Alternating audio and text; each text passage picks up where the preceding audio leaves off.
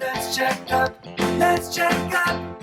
Pull up a chair for the Midweek Checkup now. Welcome to the Midweek Checkup. My name is Lindsey Blair and I'm joined by Bobby Gilles.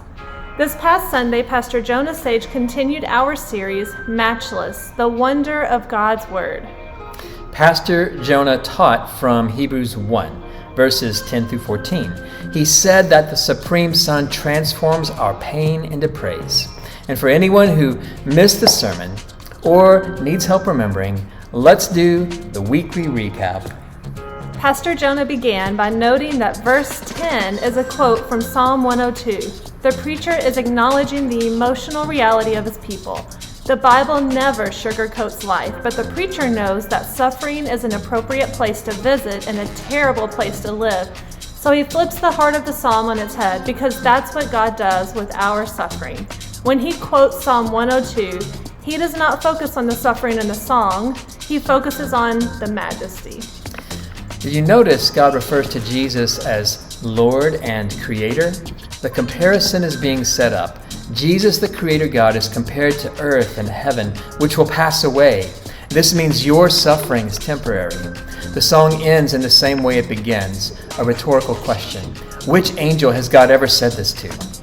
Quoting Psalm 110, the preacher keeps singing, "Sit in the place of honor at my right hand until I humble your enemies, making them a footstool under your feet." The eternal, supreme Son of God came and conquered death, victoriously defeating his enemies, not with a sword. God turns mourning into dancing. He takes sad songs and turns them into declarations of majesty. He takes what's ugly and makes it beautiful. God takes the cross, something horrific, a sign of torture and execution and shame, and turns it into a sign of liberation and salvation. The cross is the perfect symbol of our faith because it's what God does. The Supreme Son transforms our pain into praise. Preachers preach, singers sing, and all together, as long as it's still today, we encourage one another to hold on. We point continually to the one who is greater than the angels, whose name is above all names, who is the supreme eternal Son.